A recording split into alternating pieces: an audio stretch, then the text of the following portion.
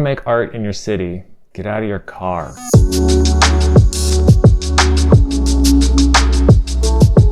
Lena and I were on our way to downtown Seattle because we needed to go drop some film off at the lab. And here's the thing, like, it was nice. It was springtime, it was sunny, and I took our e-bike. And like, this is one of the greatest ways to get around the city. And I'm not going to make this to be like a commercial for e-bikes or something like that, just because that seemed a little silly. But I love the freedom that it gives us. Because like, I spent most of my 20s on a bike getting around the city. Like, that was just how I commuted. That's how I got everywhere. Man, I used to like go to bars and I'd bike to them, and then I'd go into the bathroom and have to like basically strip completely down, changing clothes out, and have like a dry bag that I would keep. Like, one side would have wet and one would be dry, so I'd like take the dry clothes out and then punch the bag all the way through to put the wet clothes in, and I'd take it back out and put it the other way when I was done, so that I'd like the dry clothes and the wet clothes would never touch each other. And then now in my 30s, I spend an obscene amount of time running around the city. So like, I have come to see this place outside of the car. I cannot even begin to express like how much I love that, like how much better I feel like I know Seattle because I see it in other ways.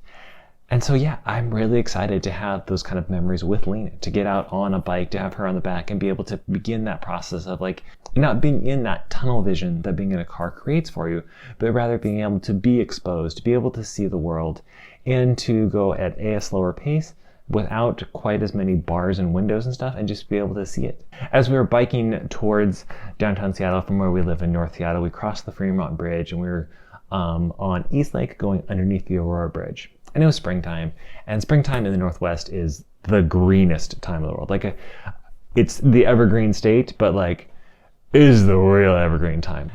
But with that, because you're getting kind of all of the elements, it's a perfect place for stuff to grow really quickly and to be really green, really lush, but also really wet. And as we pulled to this one spot, as we were kind of going underneath the Aurora Bridge, this whole wall of ivy just like stood out to me. And I really loved just how green and vibrant it felt, but also just felt like so natural. Like, this is a giant man-made structure. The bridge is probably 70, 100 years old or something like that. But it just felt like the ivy was kind of taking over this one area.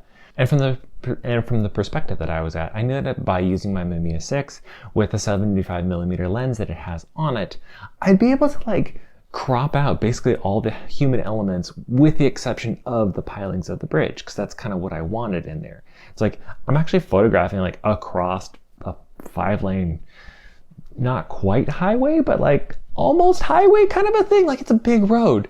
But the way that the spot just presented itself and the way that the light was coming through, I was able to crop out all those other human elements, and it makes it feel much more kind of apocalyptic in the way that it feels that life that's coming rearing back with the springtime is really taking over this area. To put it on top of it, it was just really interesting the way that the light leaks showed into this one.